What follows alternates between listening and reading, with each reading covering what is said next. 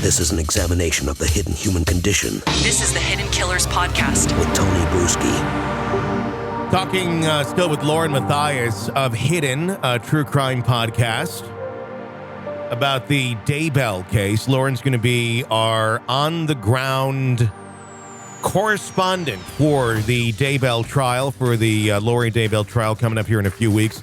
Lauren, I want to ask you this, and if you have not listened to the first part of our conversation, everybody, please do check that out here on the feed. I have to wonder, with what you've seen, having attended some of those conferences that Chad would be at and such, and the more extreme sects of this belief, are there still people out there who, despite everything, still believe in the teachings or the belief or the claims of Chad Daybell?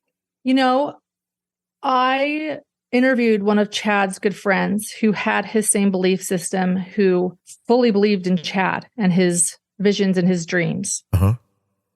So much so that, yes, he was even excommunicated from the Church of Jesus Christ of Latter-day Saints for his beliefs in these multiple probations or this idea of reincarnation. Yeah. And the way he wraps his mind around it, his name is Eric Smith. His interview is on our YouTube channel. And the way he explains it is Satan got a hold of Chad. He invited lust into his beliefs and murder.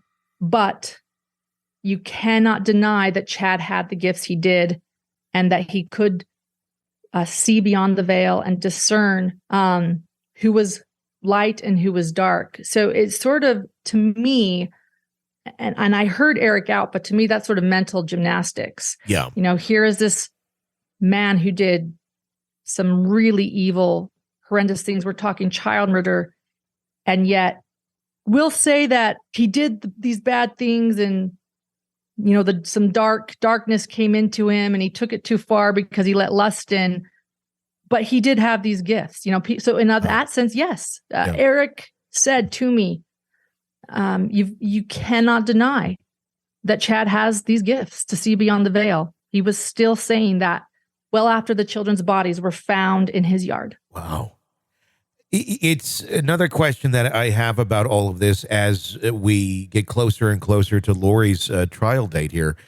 Where do you think these two sit in terms of their belief system today? Are they still just as dug in as they've ever been? Or is some of this starting to crack up, starting to break as they are really realizing how much they are being prosecuted by the government for murder? It's a great question. You ask a great question. And I think that's what's going to make this trial so fascinating too. Are we going to actually see some cracks happen during the trial? From what I've heard from multiple inside sources, Lori Vallow Daybell still believes in Chad and his visions and still believes strongly in her belief system and that she even saw Jesus Christ. As far as Chad goes, from what I'm hearing, he still doesn't completely understand why he's behind bars.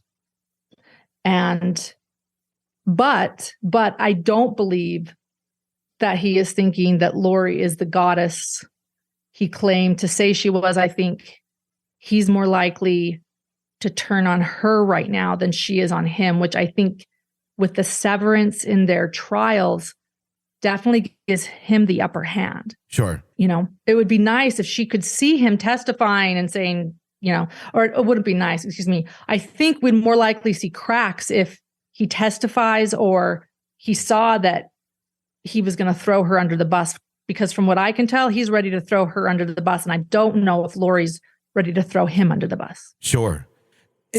Do they, I mean, it's just your opinion, but do they understand that they killed their children? And if they do they still view that as they did the right thing? It was because they were killing zombies, while the rest of the world views it as murder, which it is.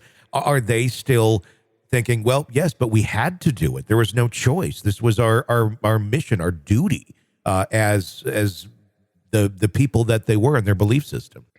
Yeah. So I can't answer for Chad. I've wondered this same thing with Chad. And I think he might be blaming Lori as well as Alex Cox, who is now deceased. Yeah. And it looks like that. What's interesting about this case, too, is it looks like the person that might have done the actual killing was Alex, who died. Yeah. So this isn't necessarily a who did it case. It's, whose belief system called for this? Who said that the children needed to die? Yeah. I think they're both responsible for that. But when it comes to Lori, I think that's going to be a really interesting thing to see on the stand, because I do think she thinks still that it needed to happen. Don't quote me on that. Yeah. I've never talked to Lori. I don't know how she says it or what she says. They recently came out with her alibi, and it's quite interesting because she seems to state that she says that she was with her friend Melanie Gibb, her friend David Warwick, and possibly Chad, while both Tylee and JJ were at her brother's townhouse when they died. So thus she was not there. But that doesn't really make sense either, because from all the evidence we've seen, JJ and Tylee died weeks apart. Yeah. So it's a little confusing what she thinks, and that does beg to question, does she even understand what happened to her children? I mean, when Tylee's body was found, she had been, it was horrendous. She had been dismembered and burned. I mean, pieces of her were in a melted bucket. Yeah.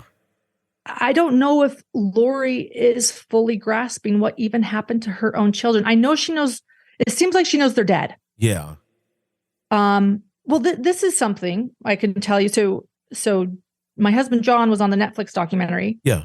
As a psychologist, and he spent a good amount of time with Lori's remaining son, Colby, living son, Colby. And Colby calls Lori during the documentary, and John heard these calls too while he was with Colby. They played them for John too. And it was amazing. Colby was saying, "You killed my siblings. How could you do this to me?" And she was saying, no, one day you'll understand. It's not what you think. There does seem to still be a disconnect. I don't know what she's thinking. Those were chilling calls. I remember hearing them and just going, this woman still doesn't get it. And with all that being said, this trial is coming up. She's been deemed incompetent twice now, I believe. In your opinion, is she competent to stand trial? I mean, judging by, I don't know what the standards are with law to consider someone incompetent, but I don't think she's all there. What's your thoughts? I can't answer. I don't feel like I can say whether I believe she's incompetent or not. She's been deemed competent to stand trial, so I'll respect that. I'm talking for myself and me only, not even for our podcast, Hidden True Crime. This is just me, Lauren, talking. She does seem to be mentally ill to me. I don't know. That doesn't necessarily mean she's not competent. Sure. But and I guess the question is, at what point do extreme beliefs become mental illness? Yeah. I don't know, because your basic religious person isn't necessarily deemed mentally ill. So I think that's the ultimate question right there is, is she just really, really religious and in denial, or is she mentally ill?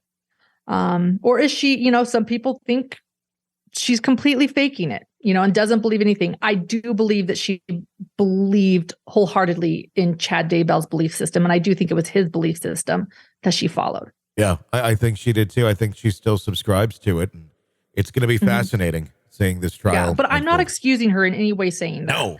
May justice be served. 2 children and 2 adults have lost their lives, and there are so many victims because of Lori and Chad. So I'm not excusing anyone in any way here.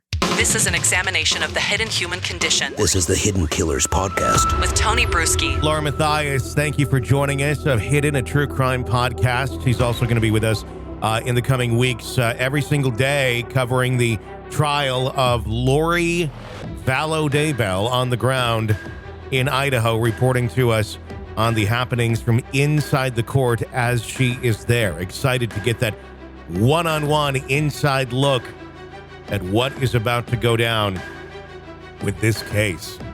My name is Tony Bruschi. Press subscribe wherever you download podcasts so you don't miss any of our breaking updates or discussions on the cases that we're following for you right here. Stay with us.